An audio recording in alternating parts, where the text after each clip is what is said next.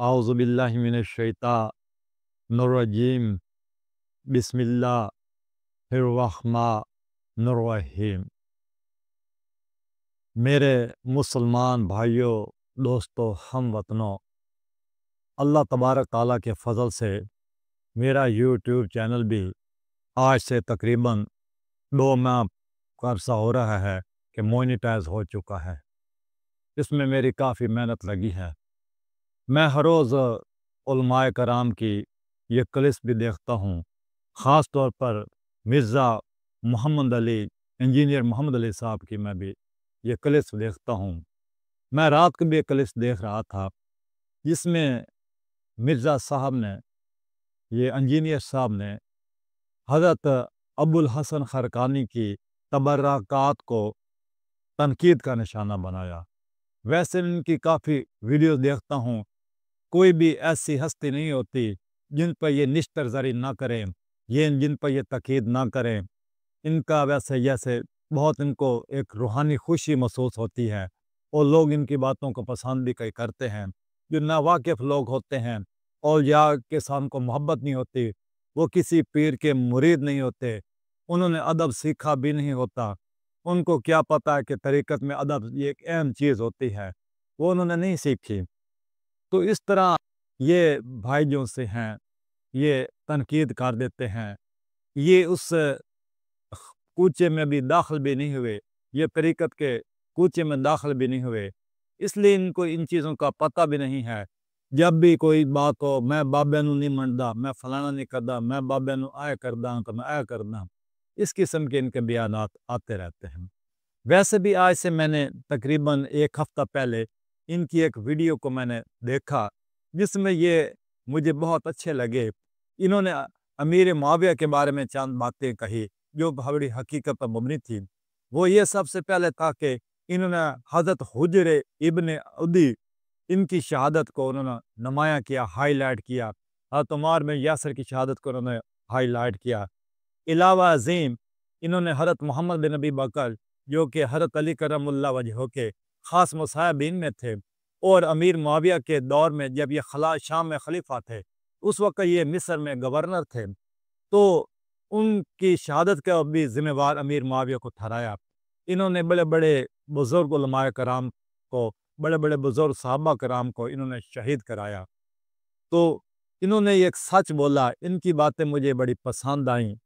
मुझे बड़ा दिल करता था मैं इनको ख़राज तस्लीम पेश करूँ, और मैं जो इंसान सच बोलता है, मेरी आदत है इसको ख़राज तस्लीम पेश करता हूँ। उन्होंने ये भी कहा कि हुजर बिन अदी जब ये अपने बेटों के साथ ये गिरफ्तार थे, तो अमीर मुआविया ने इनसे कहा कि तुम हज़रत अली की शान में सब्र शितम करो, तो इन्होंने इनकार फरमा दिया। इनकार के ये उससे सीख पाओ कर आग बबूला होकर उनको कत्ल करने का हुक्म दे दिया गया, इसलिए उनको भी शहीद कर दिया गया, उनके बेटों को भी शहीद कर दिया गया। और फिर ये भी कहा कि हज़रत हिजर इब्न उदी ने ये ख़ास तौर पर अपने वर्षा को ये वसीयत कर दी कि अब जब मेरी शहादत हो जाती है, जब मैं जहान शानी से चला जाता हूँ, तो आपने मुझे इन्हीं बेड़ियों में दफनाना है, इसी खून आलूद कपड़े में दफनाना है और मुझे गुस्ल नहीं देना, और मैं इंशाअल्लाह ताला मैं क़यामत के दिन को इसी हालत में अल्लाह ताला के हुज़ूर पेश होऊँगा, उठूँगा और अमीर मुआविया से पुल सिरात पर मेरी मुलाकात होगी और उनका गिरबान पकड़ूँगा। ये बातें बहुत अच्छी थी, बहुत दिल को भी लगी, होना भी ऐसे चाहिए। हक बहुत कड़वा होता है, सच बड़ा कड़वा होता है। मैंने हज़रत हुजर इब्न उदी के बारे में ये मौलवी ये तारक मसूद साहब, मुफ्ती तारक मसूद साहब की भी मैंने क्लिप सुनी। वो बड़ी सहम-सहम की बातें कर रहे थे। अमीर मुआविया को जनाब ये ज़ादो-टैक्ट कर रहे थे।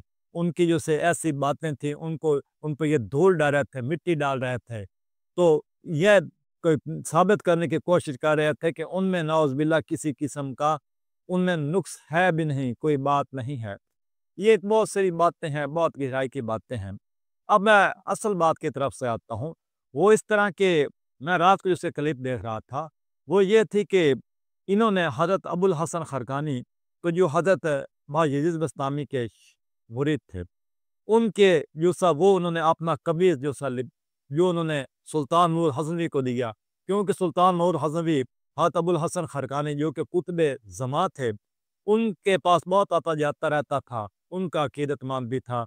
ہوا اس طرح کہ حضرت ابو الحسن خرقانی نے سلطان محمود غزنوی کو، جو کہ اولیاء کا معتقد تھا، ان کو اپنا ایک قمیض دے دیا، جو کہ اس نے بطور تبرک کے طور پہ آپ نے پاس سنبھال کے رکھ لیا۔ جب سلطان محمود غزنوی نے سومنات پہ ہندوستان میں آ کر حملہ کیا تو سردیوں کے دن تھے، سومنات فتح نہیں ہو رہا تھا، تو اس نے نماز شواز بھی بڑی پڑھی، پھر اس کے بعد بھی اس نے دعا بھی بڑی مانگی۔ بالآخر اس نے حضرت ابو الحسن خرقانی کا جو سا ایک ان کو قمیض دیا ہوا تھا، وہ اللہ تعالیٰ کے سامنے اس کو حضور میں پیش کیا، بطور وسیلہ پیش کیا، وسیلہ پیش کے دعا مانگی۔ اللہ تبارک تعالیٰ نے سلطان محمود غزنوی ان کو اللہ تبارک تعالیٰ نے یہ فتح نصیب فرمائی۔ تو یہ ایک اولیاء کے جو سے تبرکات ہوتے ہیں، ان پر بولنا ویسے انسان کو نہیں چاہیے۔ یہ میری یہ تن بھرتی، یہ میری ذاتی طور پہ میں نے اس چیز کا سامنا کیا ہے۔ ہمارے مرشد خانہ بھی ہیں، ان کے کچھ ایک دو تبرکات ہیں، وہ بھی ہمارے باپ سے بہت پرانے، ہمارے پاس تقریباً 45-50 سال ہو رہے ہیں، ہمارے پاس آج تک موجود ہیں۔ ان کا ایک دانت ہے، وہ دانت ہمارے پاس ہے، ہم اس کو بڑے احترام سے رکھتے ہیں۔ اللہ تبارک تعالیٰ کے حضور میں جب کوئی حاجت پیش آتی ہے تو ان کا وسیلہ دیا جاتا ہے، ان کے صدقے سے اللہ تبارک تعالیٰ سے مانگا جاتا ہے۔ اللہ تبارک تعالیٰ ان کے وسیلے سے اللہ تبارک تعالیٰ عطا بھی فرما دیتے ہیں۔ اب یہ دیکھیں، سب سے جو سی بڑی چیز ہے وہ یقین ہوا کرتا ہے۔ کسی نے پوچھا کہ کامل یہ یقین کامل، تو اس جیسا دنا انسان تھا، اس نے کہا یقین کامل۔ جب تک یہ یقین کامل نہیں ہوتا، انسان کو ایسی باتیں سمجھ بھی نہیں آ سکتی۔ جس نے عشق کیا بھی نہیں ہے، اس کو اس کی خوشبو کو کیا پتا؟ جس نے شراب پی ہی نہیں، اس کو شراب کی بدبو کا، بو کا کیا پتا یہ کیا چیز ہوتی ہے؟ لہذا یہ عشق کی باتیں ہیں، یہ صرف وہی لوگ جانتے ہیں جن کو ان کا پتہ ہوتا ہے۔ تو میاں محمد بخش کھڑی شریف والے نے ایک بہت بہتر انہوں نے شعر کہہ دیا، وہ اس طرح کے دل خاصاں دی مناسب نہیں آما آگے کرنی، دل خاصاں دی مناسب نہیں آما آگے کرنی، مٹھی کھیر پکا محمد بخشا کتیں آگے دھرنی، مٹھی کھیر پکا محمد بخشا کتیں آگے دھرنی۔ تو یہ ایسی باتیں ہیں، یہ صرف ایک راز کی باتیں ہیں۔ اسی طرح حضرت بہو سلطان رحمۃ اللہ علیہ نے یہ خوب کہا ہے کہ میم مزباں دے دروازے اچے راہ فقردہ موری ہو، میم مزباں دے دروازے اچے راہ فقردہ موری ہو، عالم فاضل لنگر نہ دیندے جو لنگدہ سو چوری ہو، پوٹ پوٹ اتنا وٹے مارن درد منا دے کھوری ہو، راز دلبر دے کی جانن باہو اے لوگ اتھوری ہو۔ اور جیسے اس قسم کے لوگ ہوتے ہیں، ٹھیک ہے، ان کے ارد گرد کافی لوگ جمع ہو جاتے ہیں، ان کے 10 میں بھی انہوں نے اکیڈمی بھی بنائی ہوئی ہے، کتابیں بھی، ان کو علم بھی آتا ہے، لیکن جیسے یہ دل کی جو سی باتیں ہوتی ہیں، قلب کی باتیں، ان سے وہ محروم ہیں۔ شاعر مشرق علامہ اقبال نے یہ کیا کہا ہے کہ خدا تجھے بھی میری طرح کسی طوفان سے آشنا کر دے، خدا تجھے بھی میری طرح کسی طوفان سے آشنا کر دے کہ تیرے بحر کی موج میں اضطراب نہیں، کہ تیرے بحر کی موج میں اضطراب نہیں، ممکن نہیں تجھے کتاب سے فراغ کہ تو کتاب خواہ ہے صاحب کتاب نہیں۔